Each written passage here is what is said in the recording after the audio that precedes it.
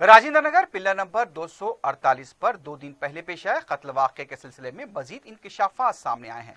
मकतूल खलील के अफराद खानदान और MM पहाड़ी के मुकामी अवाम का कहना है कि पुलिस के आला ओहदेदारों ने तहकीकात किए बगैर ही कातिलों की बात मानकर मकतूल खलील को फाइनेंसर करार दिया, जो एक मनसूबाबंद और खौफनाक कत्ल की वारदात की संगीनी कम करने की कोशिश है।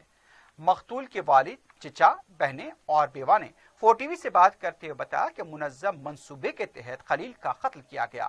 खलील को कत्ल करने के बाद कातिल खलील की गाड़ी पर पुलिस स्टेशन पहुंचे और खुद को पुलिस के भी हवाले कर दिया, जबकि इस साजिश में कातिल रशीद का बाप बाबू मियाँ और एक मुकामी शख्स शेख सादत भी शामिल हैं, जो अभी तक पुलिस की गिरफ्त से दूर हैं। उनका कहना था कि मकतूल खलील अवाम के खिदमत गुजार थे, रियल एस्टेट का काम करते थे और जरूरतमंदों की मदद में पेश रहा करते थे। कातिल रशीद को भी उन्होंने अच्छी तरह से जानने वाले सरमाकारों के जरिए मदद कराई थी और रुपए हड़प लेने के लिए खलील को कत्ल किया गया।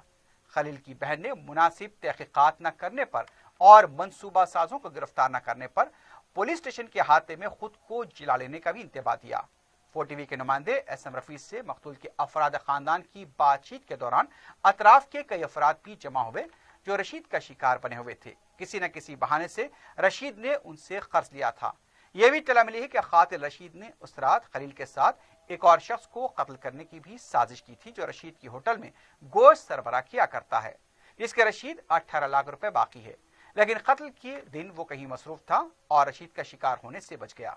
मुकामी अवाम ने रशीद और उसके खानदान से खौफ का इजहार किया और 4TV के जरिए महकमे पुलिस से दरखास्त की कि ऐसे हैवानुमा इंसानों के खिलाफ सख्त कार्रवाई की जाए ताकि ये बदकिरदार लोग जमानत से भी महरूम रहें।